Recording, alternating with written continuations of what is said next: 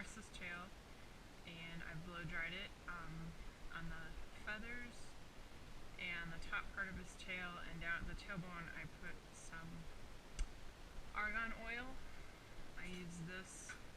I find it helps keep the hairs from breaking. So I use that after I wash and condition. Then I blow dry and pick the tail.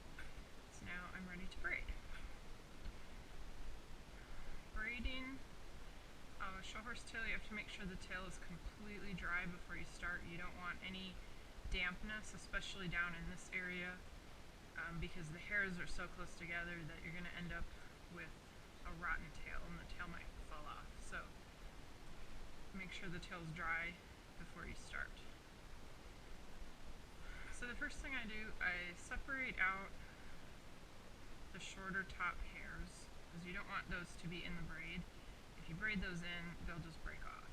So pull them out, and I'll pull out any hair that is not too much longer than cock length.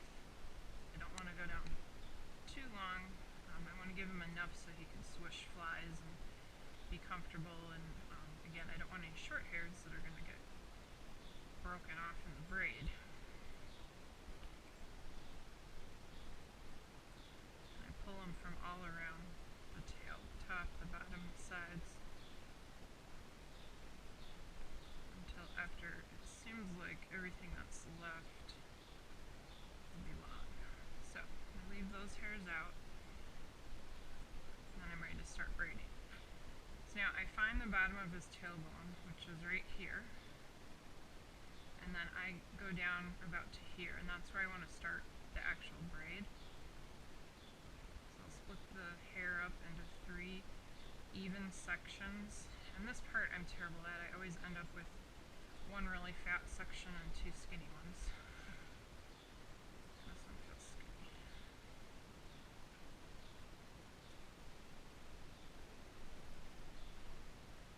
So make sure they're all about the same size. And then you want to start the top of your braid. Again, here's the bottom of the tailbone. So I'm starting it down here, and you start pretty loose at the top. And this will allow any short hairs that are still caught in this braid, they can pull out and not break off. And then this gives the tail the ability to move around if the horse is swishing its tail, or just when he's trotting and cantering, and it's not pulled really tight so the hair won't break. So start off with it loose. Like, you want to be able to get these sections separated. And then after you do, a couple passes, then you can go into a nice tight braid. So now the braid's tight, but you can see it's still very loose at the top. And I have a skinny section, so I'm going to pull some hair out of the fat one so they're still even as I go.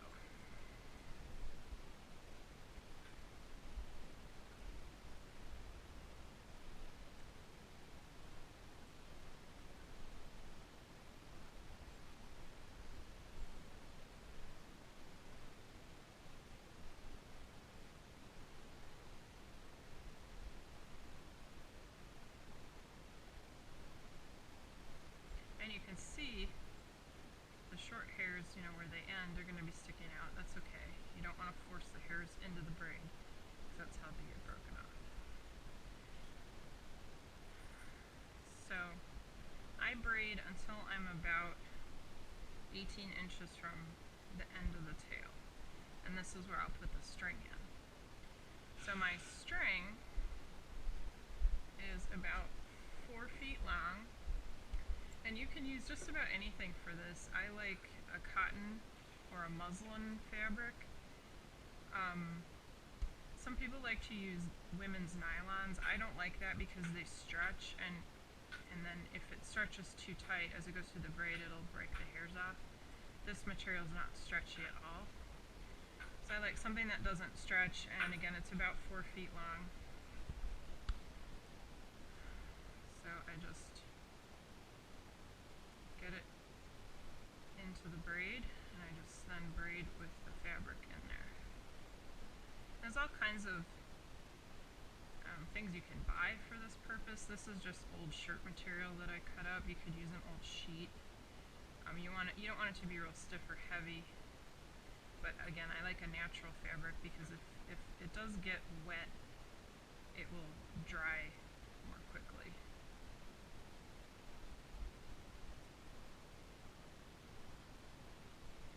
So I like to take my horse's tail down about once a month and wash it and condition it and then rebraid it. If it's winter time and it's cold, I might not necessarily wash it, but I will still take it down, pick it out, and then rebraid. From today, I don't know if you can see this little pile of hair here. That's how much hair he lost today. And the last time his tail was down was about 3 weeks ago. And that hair coming out is natural. That's just the horse's natural shedding. That's not excessive hair loss. If you see a bigger pile than that and it's only been about a month since the tail was down the last, then you probably need to re-examine your braiding technique. Okay, so I stop my braid about here. I don't like to braid all the way to the end. These little wispies will break off if they get braided up.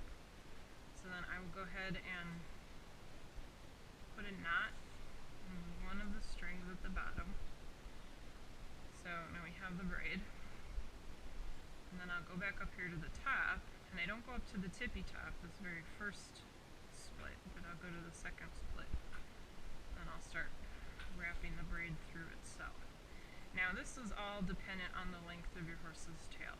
I like to go with his tail, I go around twice, and then I will open the braid and feed the end of the braid through itself with the string.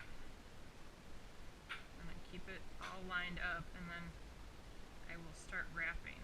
And I leave one string out, I hold it, then I keep the other string with the ends of the hair.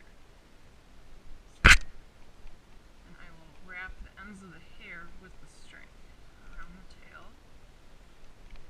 And I pull this fairly tight, and then once I have enough left for tying, then I will wrap the other string in the other direction. And this is again where you don't want to use stretchy material, because as you're wrapping around here, if it's really stretchy and you pull it tight, you're going to end up cutting all the hairs around here. So then I just tie this in a bow because I put vet wrap over it, and then I don't have to worry about the bow coming out because vet wrap will be covering this up.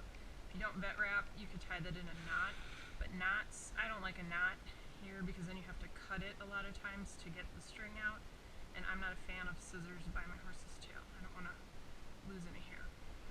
So, next step will be the vet wrap. I don't put vet wrap on if I am going to a show right away because I don't want to waste the vet wrap, because his tail will be unbraided and rebraided several times. But if I know I'm not taking the tail down for another 3 or 4 weeks, then I'll vet wrap. So I go around the braid, and then I like to make a pass through here because this vet wrap eventually will dry out. It'll stop sticking to the tail and it'll just come off. Now if you do this, not everybody does this, but if you do, make sure you don't pull the vet wrap tight when you go through here, because it'll cut those hairs. So you want it to be fairly loose through there, that there's still plenty of give, and then go back to wrapping. I like to go around the bottom too, and this is just to keep the tail clean. Now, if your horse is a tail dunker, you probably don't want to wrap in vet wrap because that'll just trap all the moisture inside the vet wrap.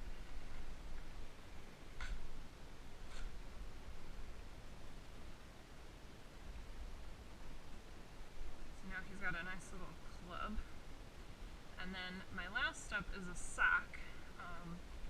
There's all kinds of things that are made for this purpose.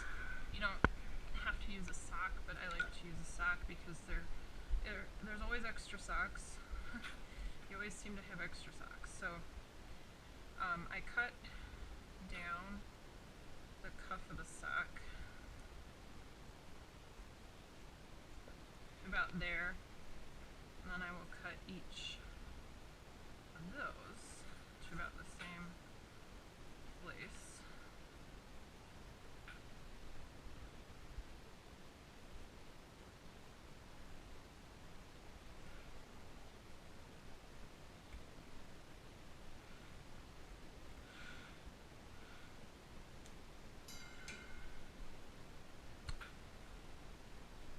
And then I put the sock over the club.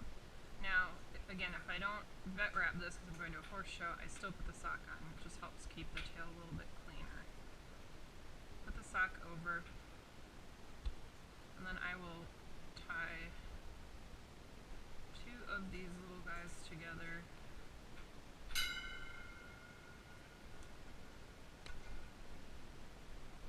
Through one side of the braid.